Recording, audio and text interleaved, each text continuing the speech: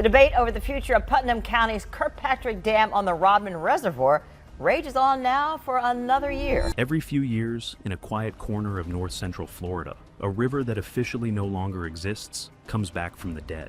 State engineers crack open a dam, the water drains away foot by foot, and something impossible rises out of the mud. An entire lost river, its channel, its sandbars, and springs still pumping cold, clear water straight up through the ground. And it does not come back alone. An entire ecosystem surfaces with it, alive after half a century underwater, as if it had only been holding its breath. Hundreds paddle out to see it, then the gates close and it vanishes again. The drained channel. So, let me tell you what is actually happening here, because it is stranger than it looks. A few weeks earlier, state engineers walked up to a dam in a quiet stretch of north central Florida and did something that looks like a mistake. They opened the gates and let the water fall. Foot by foot, a reservoir that has sat in place for more than half a century began to disappear, and as it pulled back, the thing underneath started to surface. Not mud, not ruins, springs. 20 of them, pouring cold, clear water straight up through the limestone, exactly where the old maps said they should be. They had never stopped. For more than 50 years, they had been flowing in the dark, buried under a still brown pool, waiting. The lake is called the Rodman Reservoir, and the only reason it sits on top of all that is a canal that was never even finished. A canal dream. Here is the thing about that canal. Back in the 1960s, Florida decided to cut a shipping channel straight through its own middle, a route that would let cargo ships cross the state instead of sailing around the Keys. The whole point of it was connection. It ended up becoming the one structure that severed a river from the ocean it had always reached. But in 1968, when the dam went up, nobody was thinking about that. It was just concrete and rising water, and most of Florida called it progress. And the idea was old, older than anyone pouring the concrete. People had dreamed of slicing a waterway across Florida for centuries. A Spanish explorer raised it in 1567. The state legislature spun up a commission in 1821. Franklin Roosevelt's New Deal threw money at it in the 1930s, dragged 6,000 workers into the city of Ocala, then ran dry and left the half-dug trenches to fill with weeds. Every time, the dream refused to die. It came roaring back in February of 1964, when the Army Corps of Engineers finally broke ground for real. After a century and a half of false starts, Florida was going to cut itself clean in two. The Crusher. And they built a machine to do it. They actually named it the Crusher, a massive rolling monster built to flatten everything in its path, and it tore through Florida forest like the trees were wet paper. Whole stands of hardwood and cypress went down under it. Then they dropped the Rodman Dam across the Ocklawaha River, and the water climbed. By the time it stopped, that dam had flooded roughly 7,500 acres of floodplain forest. It had drowned more than 20 natural springs. It had buried close to 20 miles of the Ocklawaha's original channel under that still brown pool. A river that ran cold and clear toward the Atlantic was suddenly a reservoir. And within a few years, the people who built it would understand exactly what they had done. But that is not even the part that made people furious. The canal was never supposed to stop at the Ocklawaha. It was meant to keep cutting across the state, straight into the Florida aquifer, the drinking water for millions of people. Engineers warned it could let salt water and pollution bleed into the supply and turn it undrinkable. A project sold as a gift to commerce was quietly threatening the water under everyone's feet. And that is the exact moment somebody decided to fight it. A housewife. So picture her for a second. Stand her on the bank of the Ocklawaha, looking at the river she loved and the machine coming to erase it. Her name was Marjorie Harris Carr, and the newspapers loved calling her a simple housewife from a little town called Micanopy, because that made a tidy David and Goliath headline. Here is what they left out. Carr held a master's degree in zoology. She had trained as a scientist, worked as one of the first female federal wildlife technicians in the country, and understood these rivers better than most of the men signing the papers to destroy them. Years earlier, Cornell had refused her a spot in its graduate ornithology program for exactly one reason. She was a woman, so the person about to out-argue the United States Army Corps of Engineers had once been turned away from a classroom because of her gender. She founded a group called Florida Defenders of the Environment and built a case that was patient, technical, and relentless, arguing in hard scientific terms that the project would gut the Ocklawaha and the springs feeding it.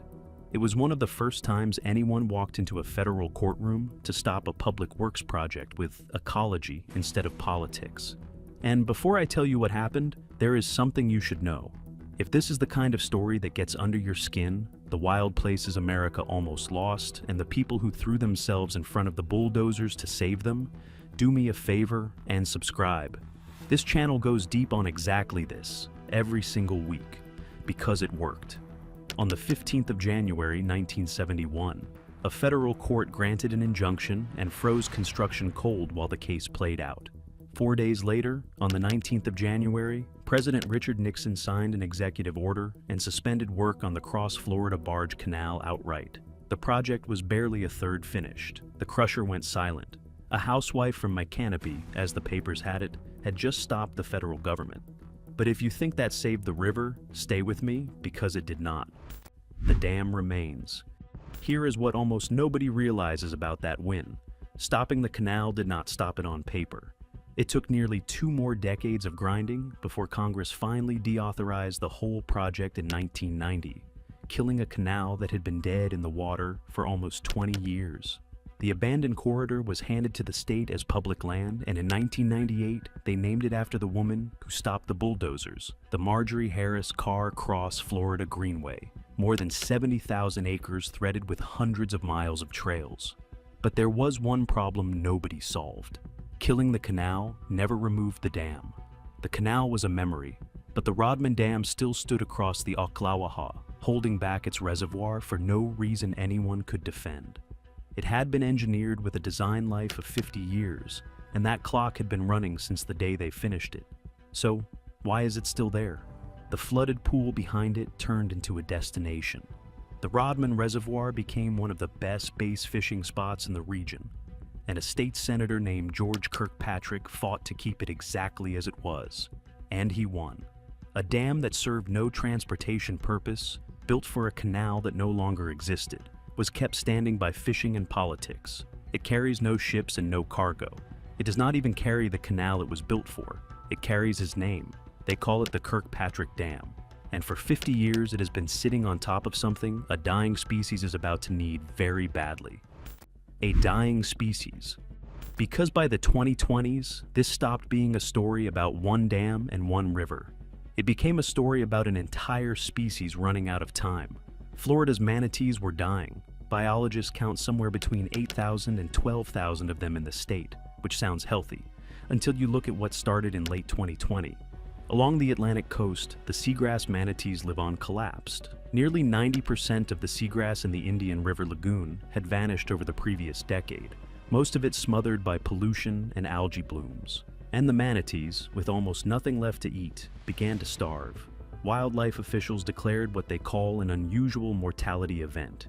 In 2021 alone, more than 1,100 manatees died, the deadliest year for the species ever recorded. And the response was almost too strange to believe. State biologists started hand-feeding wild manatees, trucking in romaine lettuce by the ton, and dumping it into the water at warm water gathering sites just to keep them alive through the cold. At one single feeding site, they went through more than 390,000 pounds of lettuce in one winter, hundreds of thousands of pounds of lettuce fed by hand to keep a wild species from starving to death. It got bad enough to reopen an old fight about the manatee itself.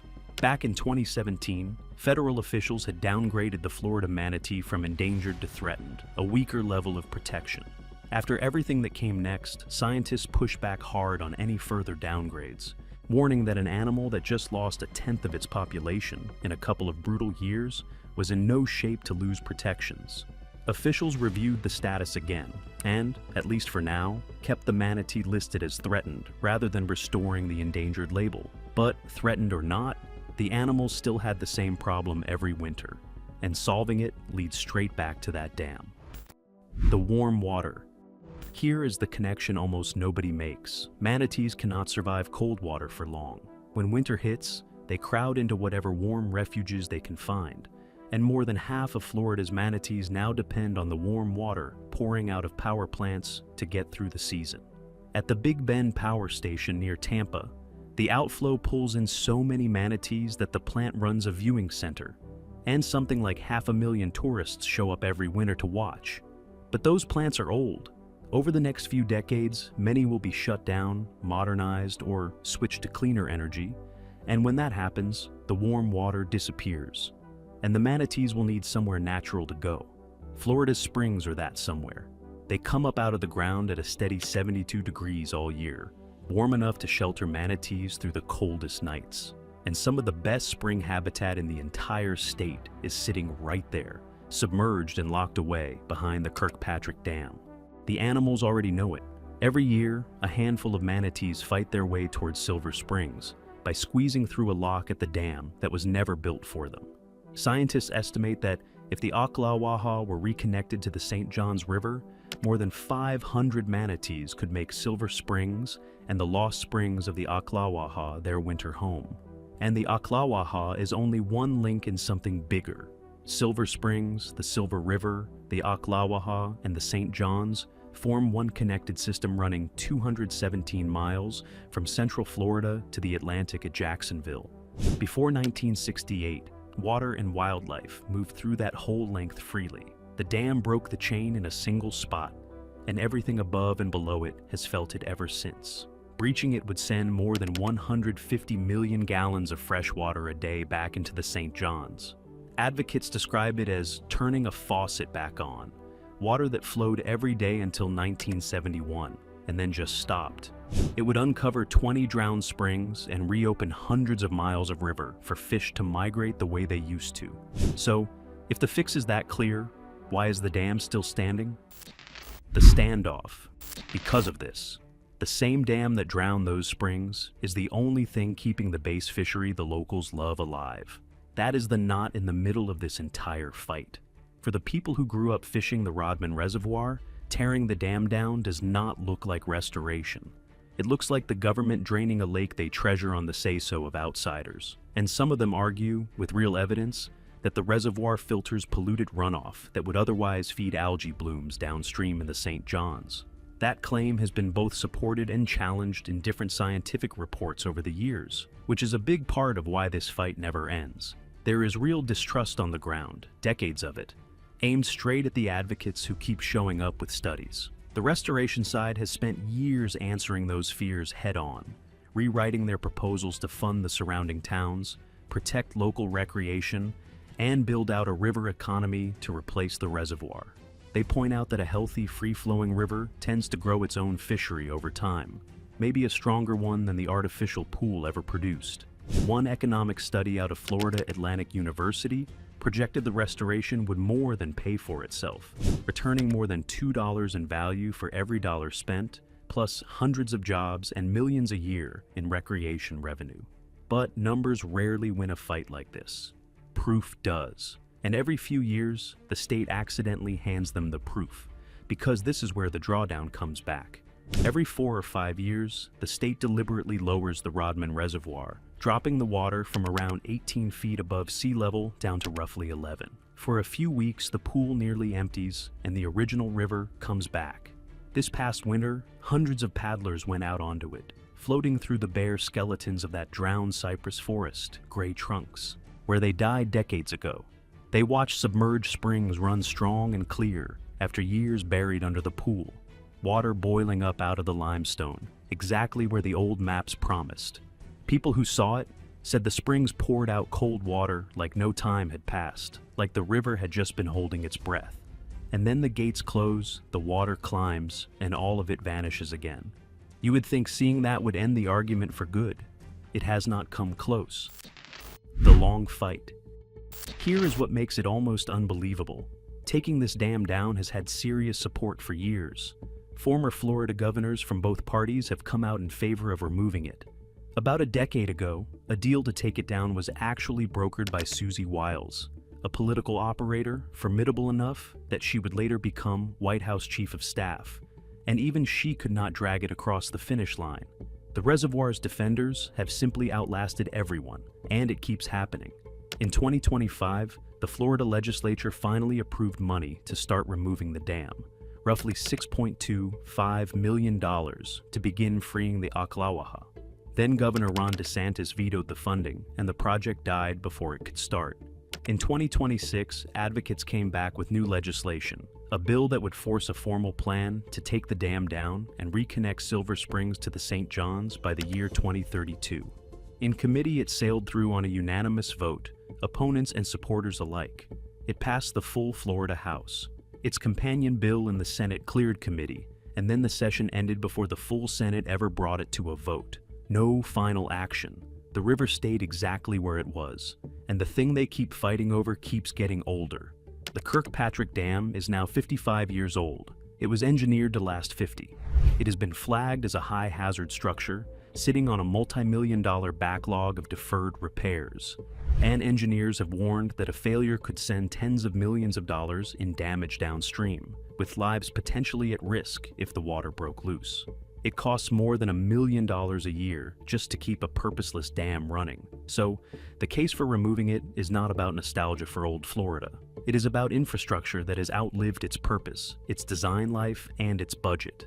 Sitting on top of habitat a starving species may soon need to survive.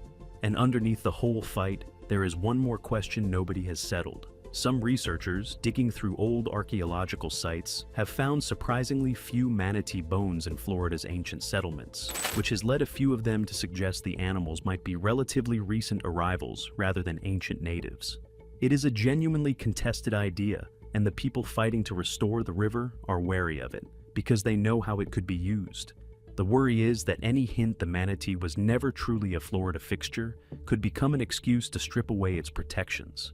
Even the history of the animal at the center of all this is still being argued over, and the clock keeps running. What waits beneath?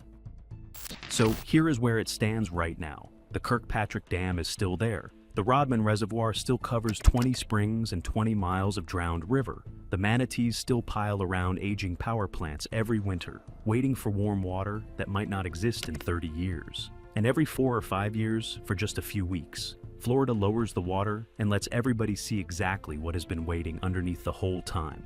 A living river, springs that never once stopped flowing, an entire ecosystem holding its breath. Marjorie Harris Carr, the woman who started this fight, once called the Ocklawaha dreamlike. She died in 1997, decades before the dam she fought ever came close to falling.